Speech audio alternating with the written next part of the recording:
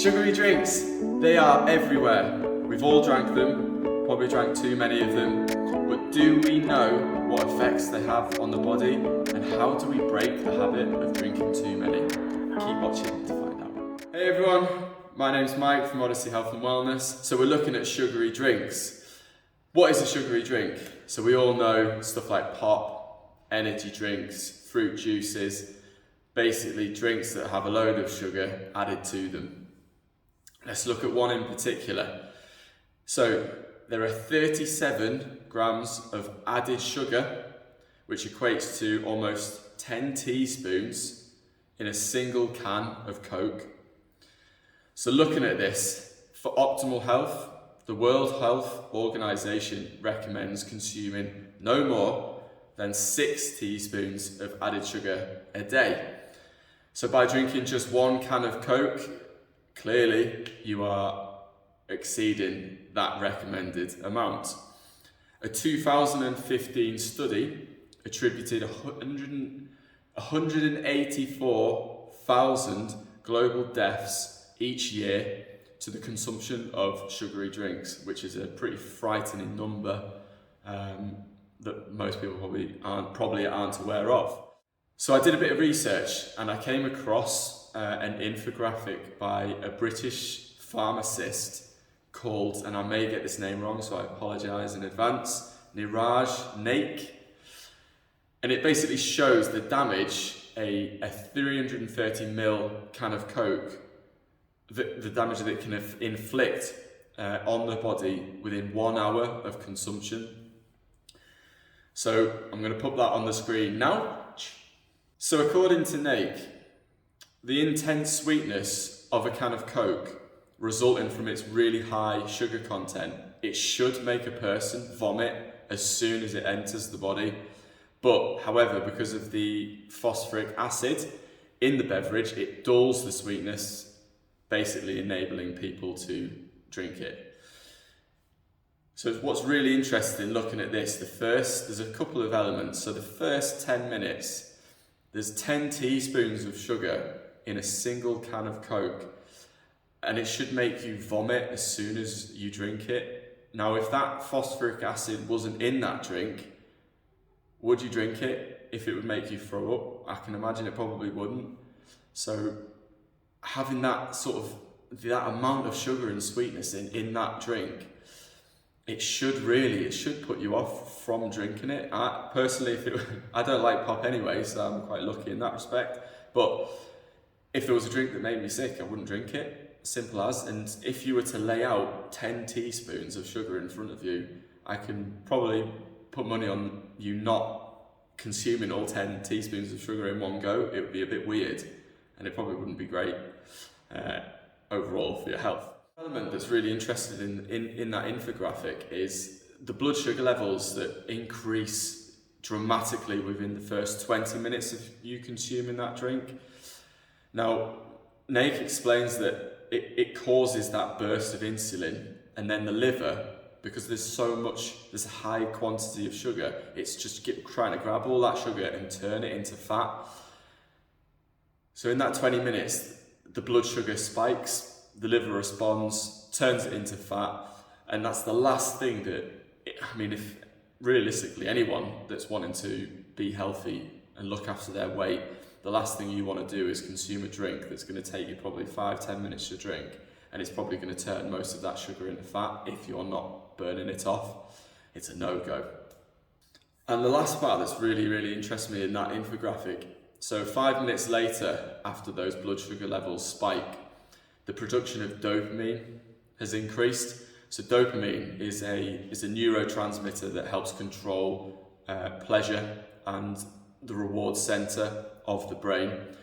And according to this infographic, the way that the Coke stimulates those centers is essentially comparable to the effects of heroin, which is crazy.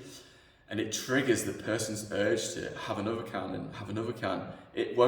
Having a can of Coke isn't going to satisfy any thirst, it's just going to make you want more. Really clever on Coke's part and on other fizzy drinks part, because it'll just make you want to buy more, but it has no nutritional value. And this dopamine, so usually we think of dopamine. It's linked. It's linked to cravings. It's a potential endless loop that you'll find yourself in.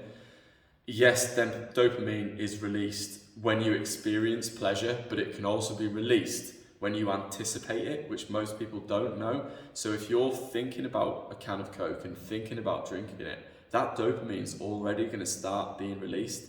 So then it's going to be really difficult for you to break that sort of cycle because you're in that thought process already. And on top of that, once you've drank it, there'll be, most likely, you're going to have some kind of sugar crash. People drink fizzy drinks and energy drinks for that energy boost, that pick-me-up. But in the long term, that sugar's going to do nothing but make you crash, essentially, which again is not good at all. So looking at them in a little bit more detail, and we're not just looking at Coke, so a can of Monster, a 500ml can has 55 grams of sugar in, or the equivalent of around 14 teaspoons of sugar, which is pretty high, and the caffeine content is about 160 milligrams. Most people who drink, especially energy drinks, that what I've just mentioned before, they look for that pick-me-up. One brewed cup of coffee contains around 100 grams of caffeine, and a double shot of espresso contains roughly 125 milligrams. So if you're looking for that sort of pick-me-up, then coffee is a much healthier option without the negative impact of all the sugar that's been added to the energy drink. So you're not going to get that sugar crash. Looking at it from the point of view of if you're wanting to focus, essentially you should try and avoid them. It's not going to help you for very long, or in the long term to focus. It's going to make you feel sluggish, and then that sort of sluggish feeling will then have a ripple effect into every other element of your life. So if you have a sugar crash, it's going to affect your diet because you're more likely to be craving more sugar. You're probably going to want to eat something that's a bit easier, like a meal deal or just some crisps or some sweets. You're going to basically eat shit. It could potentially have a ripple effect into your activity levels and your exercise. If you've had that sugar crash and you're feeling sluggish, you're more likely to not want to go for that walk or go to that gym. You just probably want to sit and do nothing. And then on top of that, it's not going to affect things like your focus and your work performance. That sugar crash, how do you expect to work at a desk on a laptop if you can't concentrate properly because that sugar crash, it's making you want more and you can't focus and you've got that brain fog. It has such a negative impact on everything. Wanting that pick-me-up, go for the black coffee, then you're not going to have any of the added sugar and crash. And a really positive thing, going slightly off, but if you are going to replace sugary drinks with something like coffee, coffee's a really good alternative because it can alter fat storage, it can support gut health, and both of which are very beneficial if you're looking at weight management. And one study even found that people who drank 1 to 2 cups of coffee per day were up to 17% more likely to be physically active compared to those who drank less than 1 cup a day. So what's really difficult?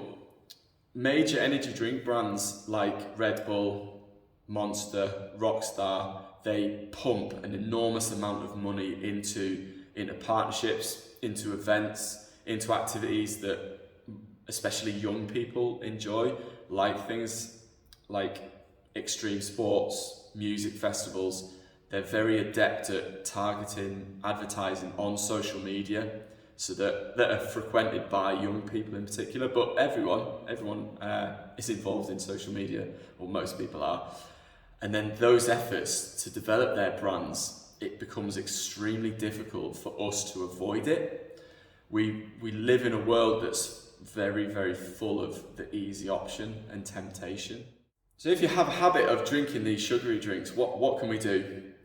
So there's a couple of options that we can look at. It's again what I've mentioned in previous videos, it's all about environmental mindset.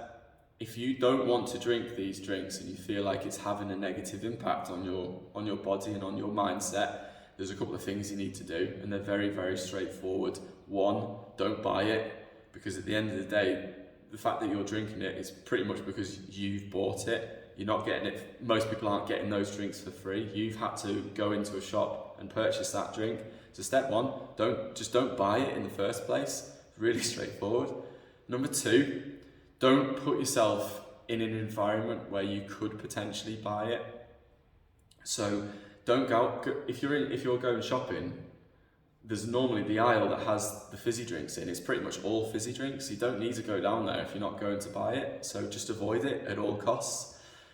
And then number three, just find a healthy alternative, like what we talked about before. Coffee's black coffee, bit of milk, that's fine. Water, that's probably the best option and one that I go for personally. Live off it. Making sure we're driven by the easiest option. It's nature, it's how we've evolved. But drinking water, drinking coffee easy. Keep it near you. If you've got a bottle of water, keep it next to you so you visually see it all the time. If you're working from home, make sure you're in eyesight of the coffee or the kettle, so you've got that thought process in your mind of that's what I'm going to drink. I'm not going to go to the shop and buy a Coke or a Red Bull. We're very, very sensory driven. We have around 11 million sensory receptors, and 10 million of them are dedicated to sight alone, which is a huge amount. So if we see that sugary drink, we want it, because we see it and immediately, even if we're not thirsty, we want to drink it. It's the same with other things like chocolate. If I don't see it, I don't want it, but if I see it, I'm going to smash it. So visual cues are the catalyst for our behaviour. If you want to make a really small change in what you see, it can lead to a big change in what you do. Redesign your environment so you aren't in a situation where temptation is prevalent. It all comes down to, who do you want to be?